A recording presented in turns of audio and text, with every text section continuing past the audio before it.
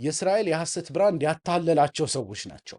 ምን ማለት ነው የእስራኤል የሐሰት ብራንድ ማለት? እስራኤል በ1948 ስትቋቋም ሆን ብለው ነው እስራኤል ብለው እንትን ያሉት። ያቋቋሟት ከአውሮፓ የተሰባሰቡ ከፖላንድ፣ ከራሻ፣ ከተለያዩ አውሮፓና ከአሜሪካ አገር የተሰባሰቡ የአሽከናዚ ነጮች ናቸው። በቃ የዛሬ 2300 ዓመት አይሁድ ነበርን በሚል እንደውም ከነጮችም በላይ ብዙዎቹ አራጣ በዳሪ አሪስቶክራቶች ናቸው፣ ቡርዣዎች ናቸው። ተሰባስበው ጽዮናዊነት የሚባል እንቅስቃሴ አቋቁመው ነው እንትን ያደረጉት እና ብዙዎቹ አቴይስቶች ናቸው። በአቴይስትነትም ነው የሚታወቁት። አውሮፓ ላይ የዞሩ የጽዮናዊነትን አመለካከት ያስፋፉ የነበሩት ብዙዎቹ ታዋቂ ምሁራን በወቅቱ የእንቅስቃሴው መሪዎች አቴይስት ናቸው። ሃይማኖት የሚባል ነገር አያውቁም። ነገር ግን ሆን ብለው የክርስቲያኑን ዓለም ድጋፍ ለማግኘት እስራኤል ብለው አገሪቱን ሰይመው መጀመሪያ ላይ እንደውም ታስታውሱ ከነበር ኢትዮጵያ ላይ መሬት ጠይቀዋል። ዩጋንዳ ይመስለኛል፣ ምስራቅ አፍሪካ ላይ፣ አርጀንቲና ላይ፣ የተለያዩ ሀገራት ላይ ሞክሮ መጨረሻ ላይ ነው ፍልስጤም ላይ የሄዱት እና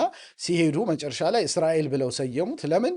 የክርስቲያኑን ዓለም ድጋፍ ለማግኘት እስራኤል የምትለውን ብራንድ ከተጠቀምን እኛን ከአውሮፓ የተሰባሰቡ ነጮችን የመጽሐፍ ቅዱስ እስራኤላውያን አድርጎ ያይናል የሚል አመለካከት። እንደውም በሴሜቲክነት ካየነው ፍልስጤማውያን ናቸው የሴሜቲክ ደም ያላቸው። መጽሐፍ ቅዱስ ያለው ማን ነው ከተባለ እነዚህ አውሮፓ ሄደው የኖሩ የአውሮፓ ቡርዣዎች ናቸው። እውነቱን ለመናገር ያው እንግዲህ ሃይማኖትን እየተጠቀሙ ያጭበረብራሉ። የዚህ ማጭበርበሪያ ሰለባ የሆኑ ሰዎች እነሱን ይደግፋሉ፣ ሃይማኖታቸውን የደገፉ መስሏቸው ማለት ነው። ጆሞ ኬንያታ የተናገረው ነገር አለ አይደል? የኬንያው የነጻነት ትግል ያደረገው መሪ እና ፕሬዝዳንት ነበር። በኋላ ላይ መጡ፣ ተንበርክኩና ጸልዩ አሉን። እኛ ተንበርክከን ስንጸልይ አይናችንን ጨፈንን፣ አይናችንን ስንገልጥ ምድራችንን ወስደውታል አሉ። ወደ ቅኝ ግዛት ከተውናል አሉ።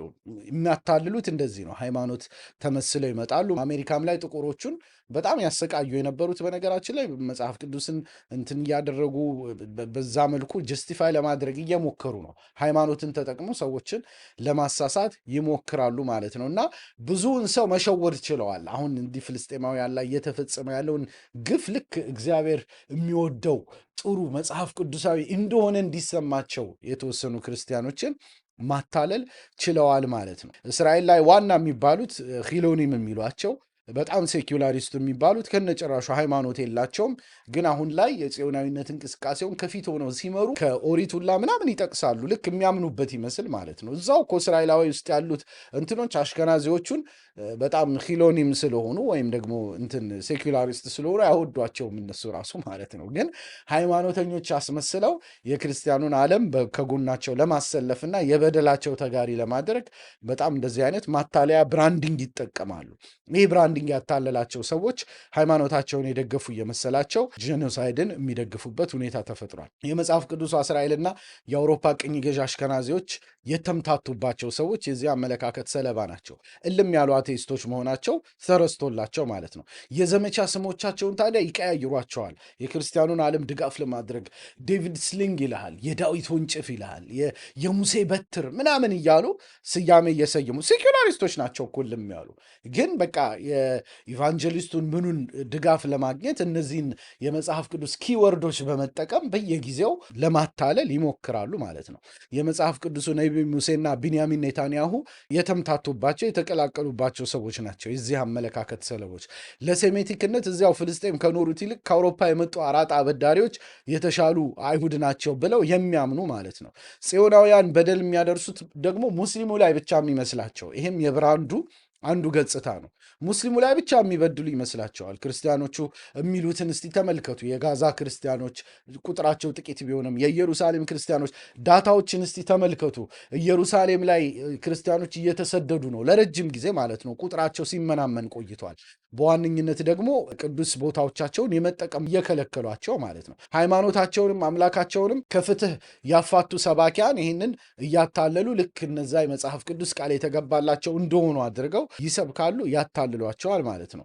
እና ይሄ በጣም የተሳሳተ አመለካከት ነው ማለት ክርስቲያኑ ከኢየሩሳሌም እየተሰደደ መሆኑን የማያውቁ ጽዮናውያኑ ሙሉ በሙሉ ቢወስዱት ቦታውን ማለት ነው የተወሰነ አውቶኖሚ ባይኖረው ኖሮ የክርስቲያኑን ቅዱስ ቦታ የማይነኩ የሚመስላቸው ነገር ግን አሁንም ራሱ ዳታዎችን ካያችሁ ክርስቲያኖች ቅዱስ ቦታዎቻቸውን እንዳይጠቀሙ የማድረግ በጣም ብዙ ስራዎች፣ ሌላው ቀርቶ በቤተ ክርስቲያን እንኳን ሲያልፉ እየተፉ ነው የሚያልፉት።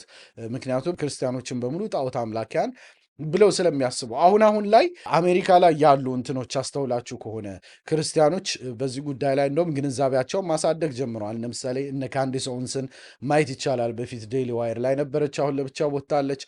እነ ተከር ካርልሰንን ማየት ይቻላል። በጣም የቀኝ አክራሪ የነበሩ አጥባቂ ክርስቲያኖች ናቸው እና የነበረውን ማታለያ አልፈው አሁን ላይ እስራኤል እኮ ክርስቲያኖች ላይ የምታደርሰውንም ጭቆና ጭምር አሜሪካ እየደገፈች ነው በሚል በጉዳዩ ላይ ከፍተኛ ቅያሜ ያሳድረው አሁን ኦልሞስት ተቃዋሚ ሆነው የወጡበት ክስተቶችም አለ እና ራይት ዊንጉ ላይም ይሄ ነገር በስፋት እየታየ ነው፣ በአሜሪካ ቀኝ ክንፍ ላይ ማለት ነው። አምላክ ፍልስጤማውያንን እንዲጨፈጨፉ የሚፈልግ የሚመስላቸው ለስሙ በመጽሐፍ ቅዱስ አመንን ይላሉ። ቀኝህን ለመታው ግራህን ስጠው የሚለውን የኢየሱስ አስተምሮ እንቀበላለን ይላሉ።